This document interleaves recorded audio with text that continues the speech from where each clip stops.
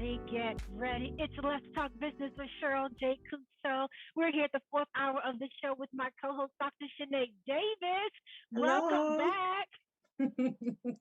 Hey there, everyone. Thank you so much for joining us again for Black History Month. Yes, We had a health giant on for our second hour this month, and we just didn't get the full benefits. So it is just our responsibility to our community to make sure that all this good information can be heard. There's a lot to talk about today. Of there course, is. um, February is Black History Month, and it's also Cardiovascular Disease, Heart Health Awareness Month, Cardiovascular Disease Awareness Month. I'm just so used to saying cardiovascular disease, but we're going to talk about all these wonderful things today with our Black History legend, Dr. Yes. James Gavin. So on the second hour this month, we were warned that, we can Google Dr. Gavin's bio. He is just Wait, a great person, but I'm going to run through some things anyway because I get to co-host and I'm just going to take this personal privilege to do this. you go right He ahead on. in Black history, there's a first in everything for Black people because we're just awesome. But as the first Black president of the American Diabetes Association, Dr. Gavin has, for his entire career, been a trendsetter in the way we manage diabetes. A voice for our community, and we're going to talk about a lot of things today with him. But diabetes is where his areas of expertise is, and as we've talked about, diabetes isn't just blood sugar. So in his career, he started at Livingstone College and HBCU, went to Emory, went to Duke, led Morehouse. He's associated with Robert Wood Johnson and tons of other things that he may say or he may not say. But with all of his greatness, we're going to let him get started. And how are you, Dr. Gavin, today? And I sincerely appreciate you giving us your time and coming back Yes, to us to share good information with our community. Thank you very much, Cheryl. Thank you, Shanae. I really am you are delighted welcome. to be able. First, let me commend you for this service to our community that you provide, this conduit for cutting edge, current information that really speaks to the kinds of issues and concerns that ought to be at the heart of what our Mm, people are hearing and abiding by when it comes to not only doing better business, but protecting their health, which is the key business that our I love community that. ought to be all about. So let me thank you for using this portion of Black History Month to offer me an opportunity to join you and to weigh in on some of the issues that are important to me. I know how important they are to you, and we tried to do this the last time, but the burden of technical glitches, all of the good things about virtual everything can sometimes be nullified by one experience of technical Yes, glitches. But thank you for having the courage and this persistence to come back to this. So I greet your audience, I greet you and thank you and hope that we can spend this time productively, not in so much of hearing about me, as I've said to these wonderful hosts before, I think what you've come to do is to hear from me yes. and not about me. What I can assure you of is this, that I have spent the better part of the last half century or so uh, uh, collecting a lot of experiences and a lot of information in various settings. I've been professor, I've been a leader of private and public sector organizations. As Shanae mentioned, president of the American Diabetes Association, national chairman of the National Diabetes Education Program, chairman emeritus of the Partnership for a Healthier America. I'm a trustee emeritus of the Robert Wood Johnson Foundation. And I've done a Wow. lot of other things, a member of the National Academy of Medicine. And all of that really means that I've been to places, I've been in settings that have allowed me to be at the table for a lot of important issues, not the least of which is everything that's been happening in diabetes for the last 3 decades, but more recently, what's been happening in a major development like COVID. Yes. which has killed more people in the United States in the last year than we have seen in terms of deaths for all of the world wars that we have been involved in. And I don't want that to be something that we take lightly. Yes. Anything that is that dangerous, that is that serious in terms of its mortality statistics, and when you hear disproportionately affecting African Americans and communities of color, stand up and take and pay attention, because we're talking serious business here. So I'm just happy to be part of this conversation, and we will take it wherever you lead it, and I'm ready to respond to whatever you think is most useful to your listeners. Well, and we would like to take this opportunity, sir, to thank you. Yes, we've worked out the technical difficulties, but the fact that we celebrate Black History Month, one of the reasons we're even celebrating Black History Month, or the foundation of Black history, was to always make sure that we are recognizing people who have made a contribution to not only just move our culture of people forward, but the things they did within it. And that's what makes you American history. That's why we celebrate you today and what you've done in order to not just impact our culture or our community, but the world.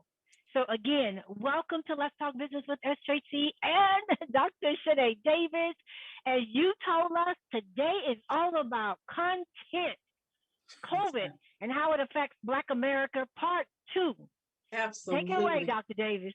Absolutely, absolutely. And as we mentioned, February is Cardiovascular Disease Awareness Month, and that ties in with COVID so saliently, and with Dr. Gavin's involvement in some of the premier outreach messaging that has taken place to get our community more involved. It just helps us to further appreciate his willingness to come back and share.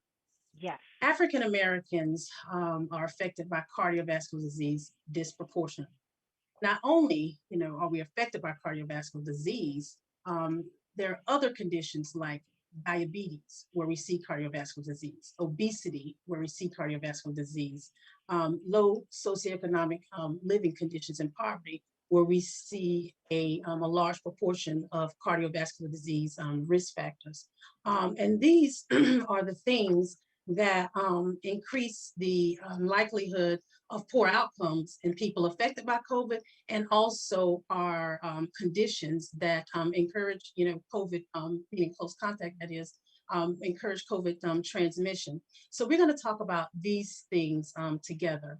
At the end of our presentation last time, Dr. Gavin, I mentioned that Dr. Gavin had taken part in an op-ed that was published in the New York Times a couple of weeks ago, with him and about maybe 60 other minority healthcare leaders all over the country, encouraging the African American community to, get in line to get this vaccine.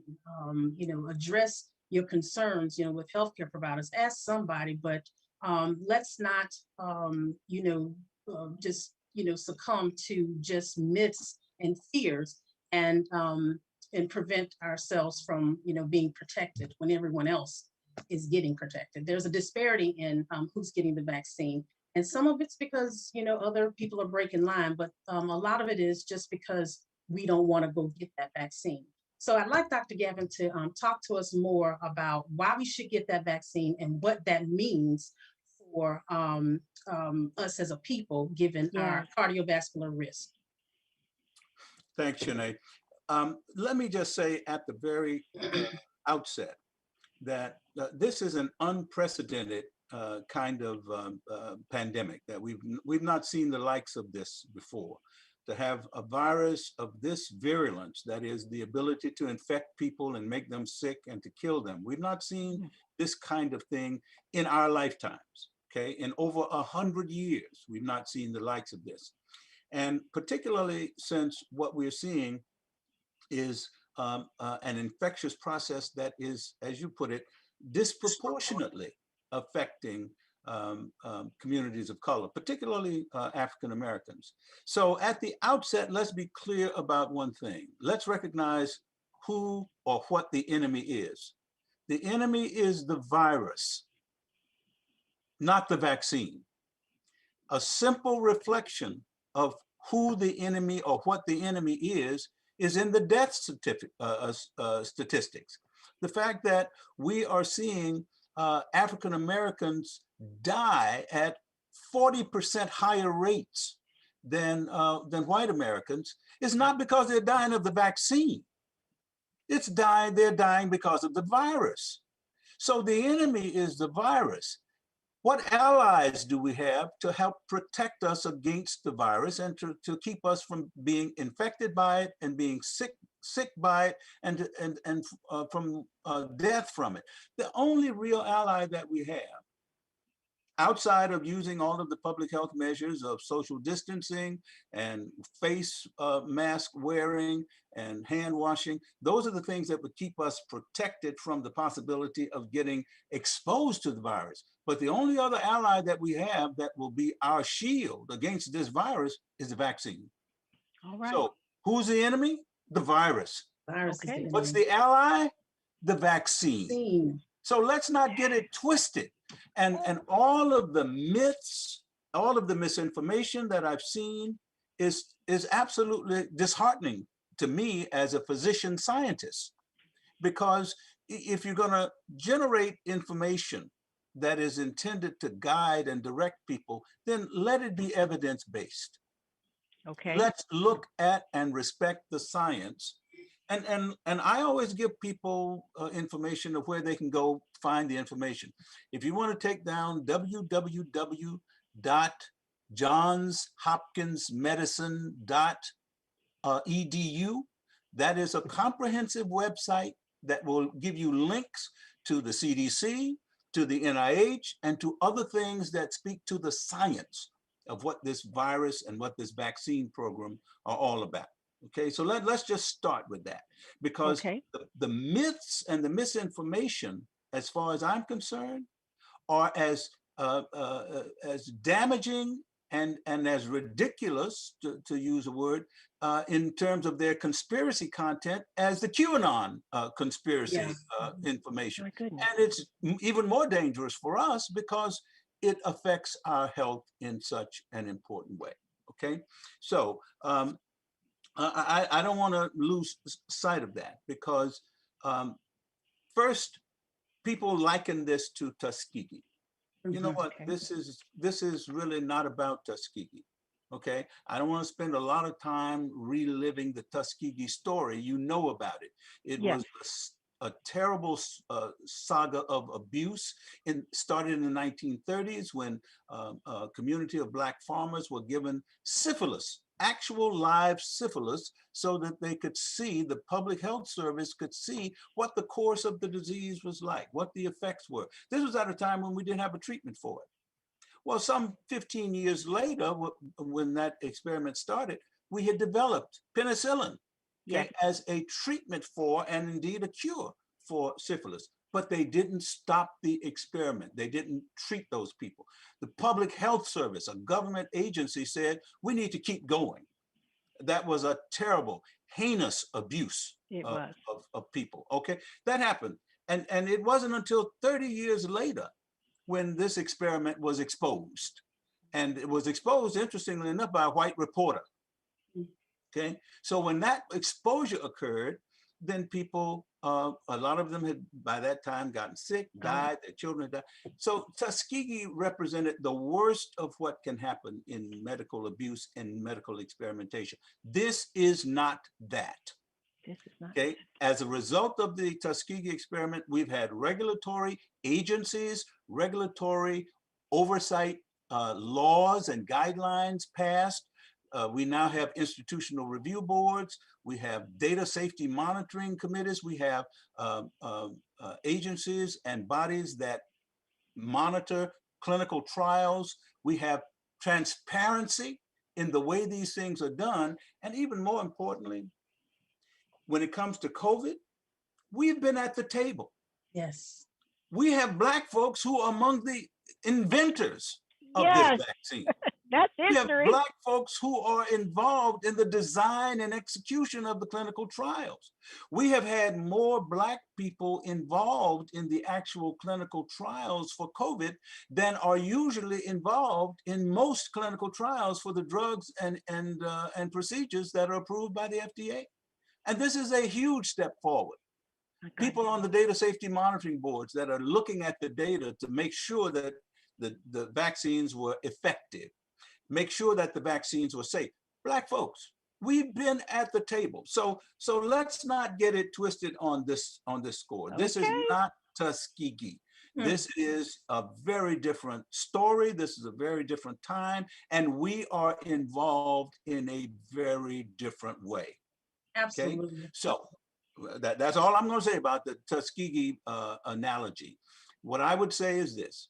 You've heard stories of people who've tried to compare the COVID vaccine, and they even called it an experimental vaccine. It's not an experimental vaccine. It has been taken through its paces. There are now approved vaccines, approved through the usual processes. Now, we don't have a long run time in terms of experiences with the virus, with the vaccine, because hey, listen, this was an unusually or urgent situation. We didn't have the timeline to do a 2-year observation period. No, we had to get something on the table right now because 500,000 dead in a year. I think that tells you something about how urgent the situation has been. Okay, so, but the regulatory steps, the clinical trials, the safety monitoring, and we're still collecting safety data. But the fact of the matter is that when you hear that the vaccines that are approved for use are effective and safe, it's been because they have been taken through the same procedures as any other approved, safe, and effective vaccine. Now, any comparison that you hear, and I'll make this quick, any comparison that you hear with other, quote, vaccine-related injuries in the past, where you've heard people talk about times when people were given vaccines and then there was an HIV outbreak. People were given a vaccine and there was a polio or a smallpox outbreak. Right. You're talking about a different era, and you're talking about before all of the kinds of procedures that we've just summarized were put in place. You were also talking about a different science. Those vaccines were using live or attenuated viruses and bacteria. Okay, so whenever you have to use a live virus to vaccinate somebody, there is a risk that that virus is going to make you sick. Okay, that's just the science of it. We have now come so far, and the reason why we were able to develop a vaccine for COVID in record time is because much of the technology was already developed. This is a messenger RNA-based virus vaccine. This is, the short story is, the messenger RNA is basically the code that is used to make the proteins that our bodies use. Well, the viruses use the same kind of nucleic acid framework. They have messenger RNA that makes proteins that constitute the virus. Well, one of the important proteins in the virus is this called spike protein. Spike protein is what is the key that that virus uses to get inside your cells so that they can do damage and mess you up. Okay, so what have we done? We've taken the messenger RNA that can actually cause that spike protein to be formed in your body. And if your body now makes spike protein, your body recognizes that, hey, this is not part of me. This is foreign. Right. But we've tricked your body with using this viral messenger RNA into making this foreign protein, but it's not the whole virus. It's just the spike protein part of the virus. So your body recognizes, hey, there's a foreign protein circulating here. Now your immune system starts ganging up against it. Okay, and now if the virus comes along after your immune system has had a chance to become adjusted to the foreign nature of that spike protein, the virus comes along tries to use its spike proteins to get inside your cells, and the immune system says, oh no, I've seen you before, and bam, Takes care of it. it Knocks it takes out. care of it. Takes it Okay. out. And that's the short story of a lot of really complicated science, but that's how we get protection. That's why we should understand that this is a different science, it's a different technology, and this is highly effective. And it works as well for us as it does for any other population. So all of this hesitancy that we've had, we need to put that to rest, because we are dying at disproportionately high rates, and we need to protect ourselves, our communities, our families and loved ones. And the ally that we have in that fight right now is principally the vaccine. Vaccine. Any one The of them that's vaccine. approved, get it. Okay. So I'll stop there, because I don't want to be. So, well, Dr. Gavin, and Dr. Gavin, I have a question too, because one of the questions that came in last week, and it's been kind of kicking around in our community, is, and you spoke on it, that here, guys, there is no live virus. mhm. There is no live virus in this vaccine. So we need to stop talking about what it's going to give us, and put the emphasis on what it's going to do to protect us. Exactly. And I think if you could just, for those who are still thinking that it may be something in that vaccine that's going to hurt me, what would you say No, to that and person? that's why I want people to understand that you need to understand a bit of the science here. This is not somebody giving you a vaccine that contains virus. That's not that. This is a totally new technology platform. This is a vaccine that contains a messenger RNA, a nucleic acid, that allows your body to take that messenger RNA and use its own mechanisms to generate protection against that particular protein when it shows up in the virus. So you don't get a virus. You don't get anything that can make you sick. Okay. This is essentially a code. Yeah, Yeah. and that's exactly, it's a code that allows your body, through the machinery that's in your own cells, to actually generate antibodies and to generate cells in your immune system that will recognize those same proteins when they come from some other source, namely the virus, as it tries to infect you. Very different, Cheryl, from when you used to actually, in order to get a vaccine against polio, they used to give you the polio virus. Yeah, Mhm. exactly. Influenza. In order to vaccinate you against the influenza virus, they would give you the virus. Okay, and this was true of smallpox. This was true of measles. This was true of most of the old technology vaccines that have used, and still do in some instances, use that approach. But that is not the case for Not the case. COVID. So please, I'm glad you mentioned that, because people should really understand that this is a totally different approach, and it's a welcome approach, because it takes advantage of a lot of science and a lot of technology that has been developed by some very smart, hardworking people, including a whole lot of Black smart scientists who were Black. Yes. Like yourself. like Yeah. yourself. Well, you mentioned about our platform, and one of the reasons, and Dr. Davis is going to come back in, but one of the reasons we asked the question, our show is recorded on Zoom. It's also recorded and it's pushed out on our Facebook platform. It's pushed out on our other social media, but also thousands will get to come back and listen to this very statement that you are making. Take the emphasis. There is no live virus. Come back and understand that we've given you this spike protein to help protect you. And that's what we have to remember. So I wanted you to know we're here today. There are people listening to us today. But after this show today, one click of a button and they'll get to hear you, Dr. Gavin, over and over and over again. Well, I'm for happy years to come. So I'm here happy you to are. hear that. You've I'll be your huckleberry on that one. I'm glad to hear it.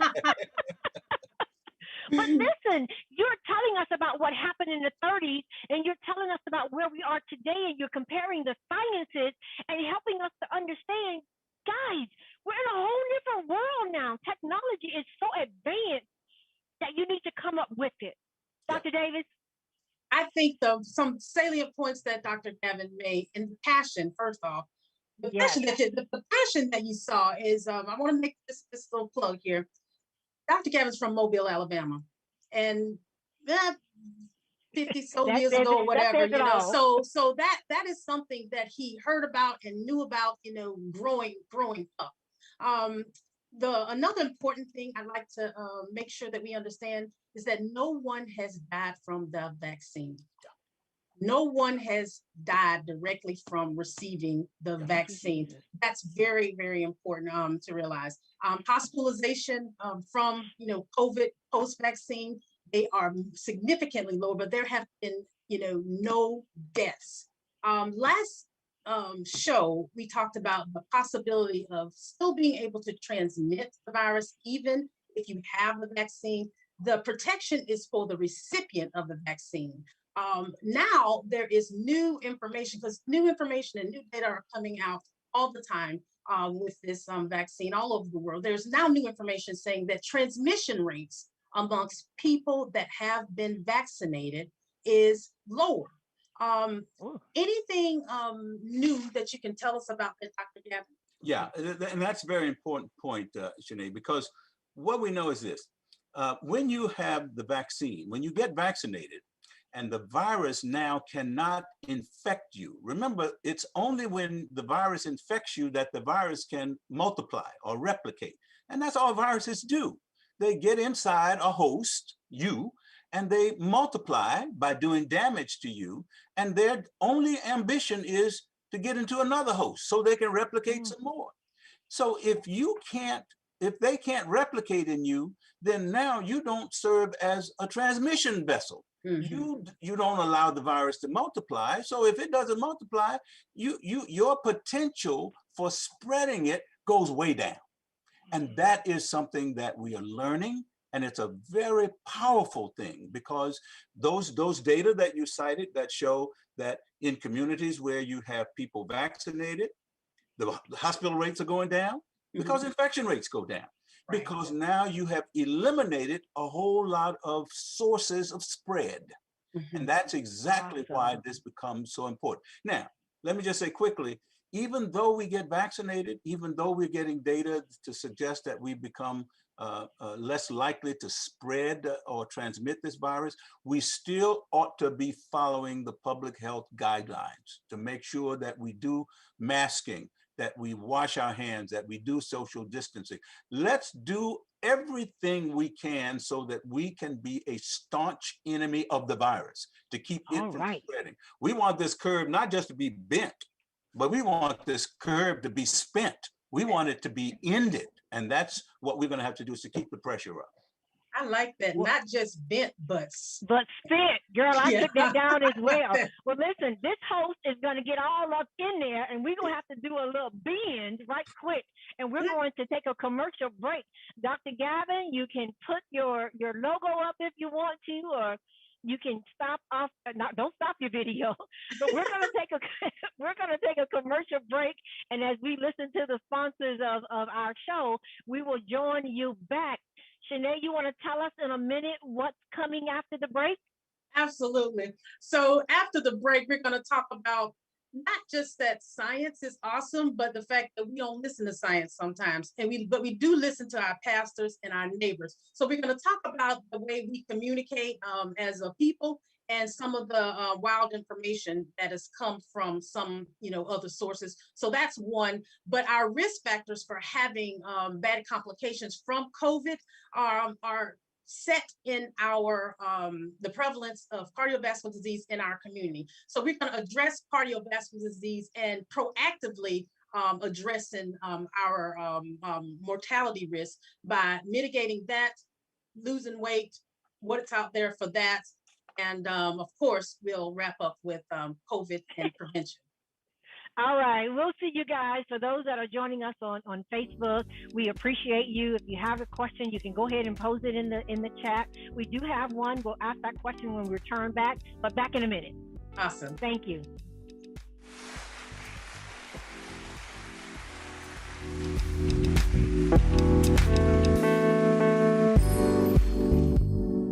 By now, we're all aware of the dangers of COVID-19. Like others with existing health issues, cancer patients are at a high risk due to their compromised condition.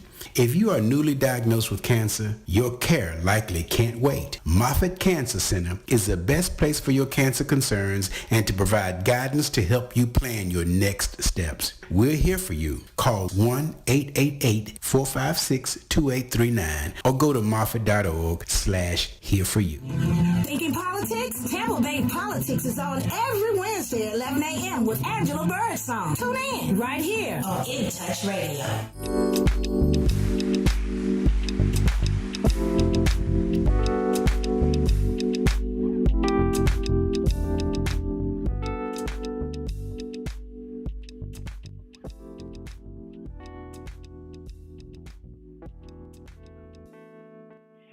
And we are back again. To those of you who are tuning in and joining us on our Facebook Live and as well our other platforms and YouTube.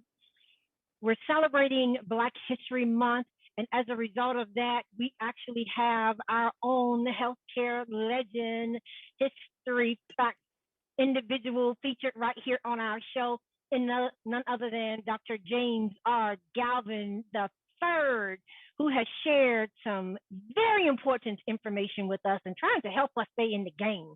Now, you heard him say it, don't get it twisted. There's a protein that's in that vaccine that's going to help you live. And so with that, Dr. Davis? Absolutely. You get some good information there. Dr. Yes, Gavin, he did. you're about to say something, Dr. Gavin? No. Okay, so the science was awesome, and I love the way that you broke that down, made that clear for our audience. However, sometimes because of health literacy rates in our community can be sometimes low, sometimes people feel like we're speaking over their head. Then they'll go to their reliable sources, their neighbor, their pastor, someone in an organization. It's wonderful to see so many churches, particularly African-American churches, AME, Baptist, etc., being now host sites for vaccine administration, trying to get the word out, bring the vaccine into our communities because we are vulnerable. We're seeing lots of that throughout the country. There are some, not everybody's Baptist and AME, etc., though, but there's some religions. I'm speaking specifically of Muslim, African-American Muslims, and their perspectives that I've seen online with taking the virus or actually advising against taking the virus. In a recent final call, their teacher, a junior pastor teacher, put forth information on the dangers of the virus, advising against parishioners taking the virus and actually spreading the word on, to their peers, to their members' peers, to advise against taking the virus. What's your take on that, and how can we address these things, formally for those that feel so strongly about the virus? Yeah, the point you're raising here, Shani, is extremely important because it's part of what we are seeing in multiple sectors, namely that people who are, quote, leaders, providing what I consider misdirected and misinformed leadership, because they are making analogies that are inappropriate. They're using comparisons that are not scientifically valid or credible. And this is unfortunate because the piece that you refer to actually went under the title of calling this a white experimental vaccine. Yeah, let's not go into the swamp of misrepresentation when it comes to something that is affecting us as severely as this. In the first place, this is not about white anything, okay? The virus doesn't care whether you are white, brown, yellow, black, indifferent. It doesn't care, okay? It just needs a host. So when you start thinking that this is some conspiracy to do population depletion by white agents and agencies giving people a vaccine that will make them sick, that's a totally and complete false premise. Okay, there's nothing, as you just mentioned, Cheryl, there's nothing in this virus that is capable of making you sick. Okay, can you get some muscle soreness? It's a vaccine, and anytime you get an agent or a solution put into your muscle, of course it can make you sick. Can you be allergic to some of the things that they use to constitute the vaccine? Of course, but nobody has died. No serious adverse events are being recorded for this vaccine. The virus, on the other hand, is killing us. Okay, so when you see leaders, or so-called leaders, I'm going to say, telling our people, don't do this because it's part of a conspiracy to make you sick, to marginalize you, and to wipe you out, this is the worst possible thing that we can have coming from the mouths of our leaders. And therefore, we have to really work against those kinds of messages. I don't care who it's coming from.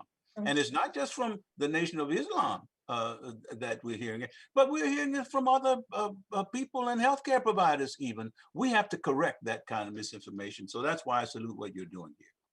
Absolutely, Dr. Gavin, and this is the point I want to make with that. When beliefs are so ingrained, it's very hard to, change a mind with science, with logic, essentially. You are a part of a cohort of Black leaders in health. Is there a discussion, or has there been, an attempt to reach some of the leaders that are purporting, these myths? Yeah. To try and mitigate them? Essentially, if you can make them look good and give them a way out, it's a win-win for everyone. Yeah, and thank you for that, because I'm part of several efforts that are directed at overcoming some of this misinformation to try to defeat vaccine hesitancy when it comes to COVID. One of those you mentioned at the top of the show, the National Academy of Sciences, National Academy of Medicine, which is the elite organization for folks who are considered experts and leaders in science and medicine and medical research. The Black members of the Academy, okay, and this is a club kind of, only 600 and some odd members, but we have 67 Black members, and we have gotten together and we've created that op-ed in the New York Times, but we've also created a video which addresses all of the issues that really point to the heart of what this ought to be, and the information that people ought to be getting. But more importantly, we've made sure that we have done it. We have gotten vaccinations. So you lead in part, not only by talking about what the science is, but showing that you believe in the science and you are an example of what the science is meant to accomplish. So we are vaccinated. So we are using this as a platform to get this information into the hands of other leaders, other organizations. Blackdoctor.org is involved in a national program to make sure this kind of information gets into the hands, minds, and mouths of people who need to hear it. Even private companies. I'm a director at Baxter, and the global employee base of Baxter, we have a considerable number of Black employees. And what we found is they have hesitancy about the virus. Well, I'll tell you what we've done. The 2 Black directors at Baxter, we have now addressed them. We've done a video. We are doing, there's a frequently asked question material. We got to do everything we can to make sure that people who need to know, get to know, and they get to know the right information. And I'm glad that there are multiple fronts that are working on just that very thing. And the churches are absolutely critical as instruments of that kind of information. Absolutely. Dr. Gavin, Dr. David, Dr. Gavin, where can the video that you mentioned that you and your colleagues are a part of, where can we get that link so that we can share that video with our radio listening audience as well? I'll have to get that link from Tom LeVay, who is at Tulane. He's heading up this project to make sure that Well, if you access. would send that to us, we'll go ahead and we'll add it to this post. So when they're listening to you, they can also click on the video that you're talking about with that potent message. Would be happy to. And there's some dynamic leaders in that video. Oh, I'm excited. Now, this is what Black history is all about. Absolutely. Step ahead, Cheryl. I actually broke that down to make sure that we get that there as well. So I want to segue with these last moments here onto our risk factors as African Americans. Of course, even though cardiovascular death, it's the leading cause of death still, well, now actually behind COVID nationally. We're still seeing higher death rates in African Americans than other groups are, whites, Asians, etc. We still have disproportionately higher rates of death, despite some of the new advances in treatment and management strategies that are there. We see not only higher rates of cardiovascular disease and death, like I indicated, diabetes and obesity and some of the conditions that encourage development of those conditions, that those health issues we live, in. I want to talk about, our, how we can, address our cardiovascular disease risk, our diabetes, obesity, some of those new agents out there, because if we can address those, will we be less likely to succumb to mortality should we incur a COVID infection? Yeah, that is absolutely the case. And I think just to make it clear to your listeners, many of whom are already pretty sophisticated, I'm sure, but when we talk about cardiovascular disease, we're talking about heart attacks, we're talking about strokes, we're talking about heart failure, we're talking about hardening of the arteries that cause amputations and so forth. All of those things are under that umbrella of cardiovascular disease. And it also includes kidney disease, where we have the leading rates of kidney failure that require dialysis. And every last one of those conditions is associated with a tendency to have more inflammation.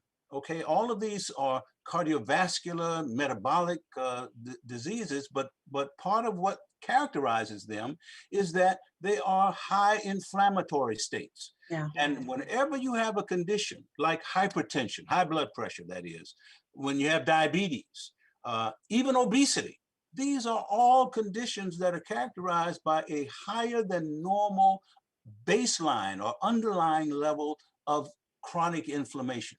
And let me tell you, all that this virus really does in terms of taking us out, killing us, is that it causes what we call a cytokine storm. It's a high inflammatory load that causes the cells in your lungs, the cells in your heart, the cells in your blood vessels and in your kidneys to be damaged to a point where those organs fail.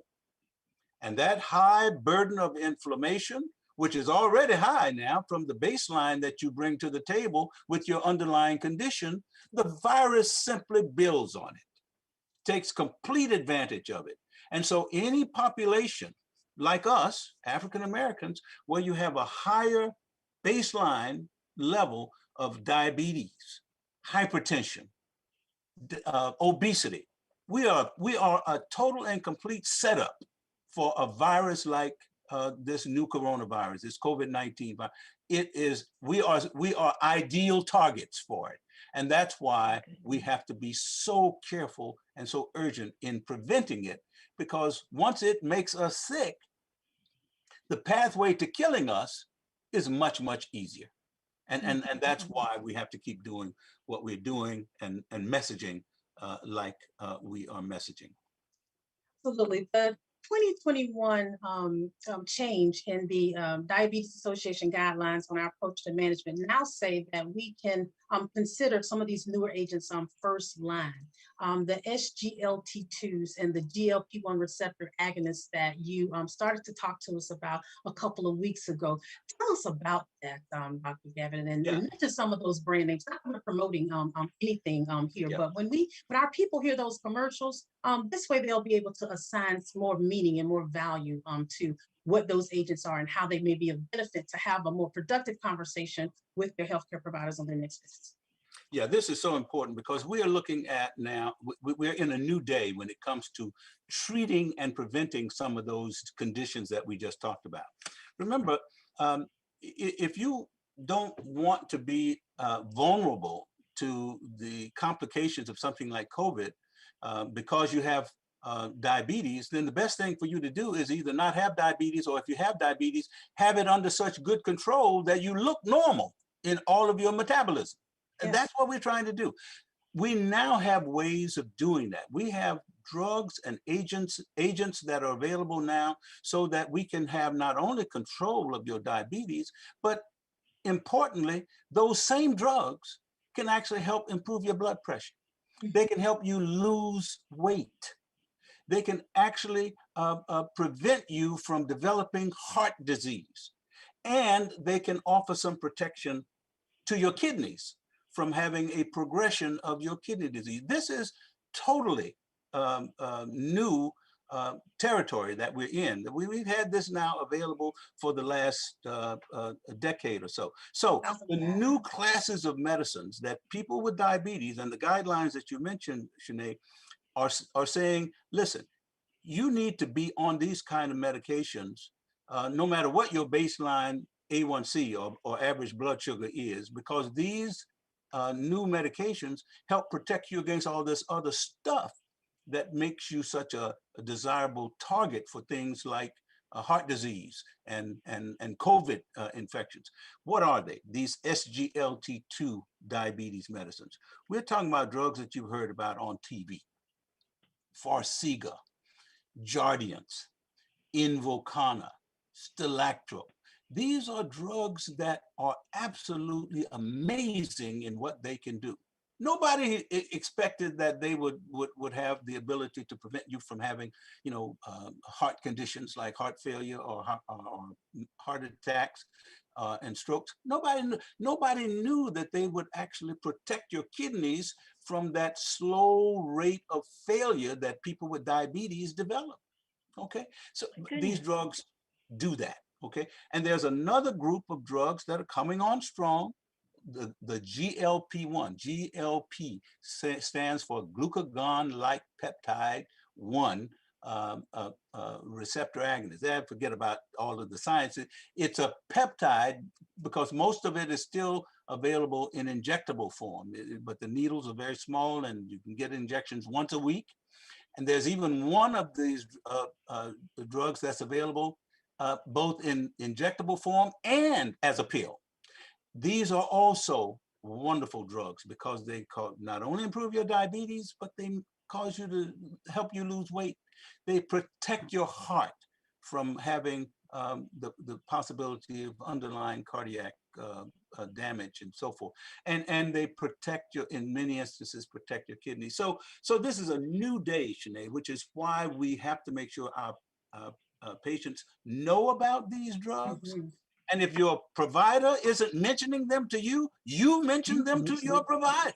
Okay? Write it down. Take a note card with you because this is a new day and we want to make sure we fully leverage these advantages because we need them more than most other populations. Indeed. Therefore, that's why we have to make sure we say it over and over and stronger to our patients.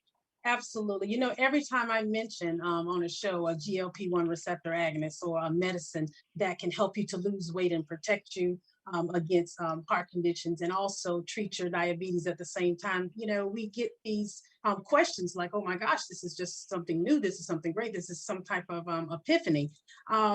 In some cases, and very few until they understand that the weight is associated with the injection in some cases. When they hear injection, when listeners or patients hear injection, sometimes they are turned off because injection is associated with insulin. Now, insulin isn't from the devil. That's my running speech. It's not from the devil. It's what you need when you have diabetes as an insulin deficiency condition, not a sugar problem, but an insulin deficiency problem. But an injection once a week or once a day, or if this medicine is in a pill form, how can it not be insulin? And of course, I know that it's it mimics a hormone that we already have in our body. Talk a little bit about that to increase comfort levels for our listeners.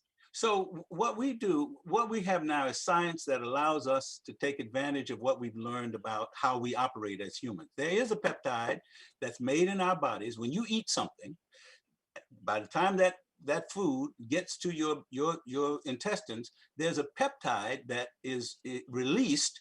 That it's called GLP-1, glucagon-like peptide, and it travels to your pancreas, and it causes your pancreas to release insulin according to how much glucose or sugar is in your blood. So this is what we call a glucose-dependent insulin release. You don't release too much insulin, you don't release too little insulin. Your body is programmed in that way. If you have diabetes, then your beta cells that make insulin are pretty sick, okay? And the gut cells that make that peptide, that GLP-1, sometimes don't make enough of it, or your body doesn't respond to it well. Now we've learned through science how to make that peptide, give it to you so that it overcomes the problems that you have in your body, whether it's the problem in your gut or the problem in your beta cells that make insulin. So now we can actually supplement what your body ought to be doing by giving you a medication that is perfectly physiologic in the way it is designed to work in you. And this is a totally new day. And no, it's not insulin. It's not meant to be a substitute for insulin, but it does the kinds of things that help insulin, okay? And that's what's so important, because there are some people who will eventually need this peptide plus insulin, and those two work beautifully together. Okay, and the only other thing I'd say, Shani, is if you give people this peptide, this GLP-1 injection, or the oral form of it early enough, they may now be able to delay the time when they will need insulin. The good news is, when they do need insulin, we have it. And we have very good insulin. So this is not a lose-lose. This is a win-win situation that we have. Absolutely, absolutely. That was actually the to Dr. Gavin, since we and adding a little bit more of that hormone. Of course, you know, there's indication to use these medicines for weight loss altogether. Obviously, you know, if you are, you know, overweight or obese, you got risk factors, or you're on your way to diabetes.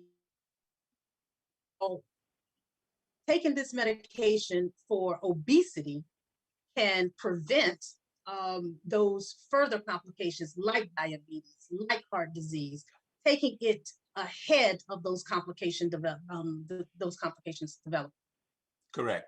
And the FDA has clearly recognized that these medicines are effective as obesity-reducing drugs, but you have to prescribe them under different conditions.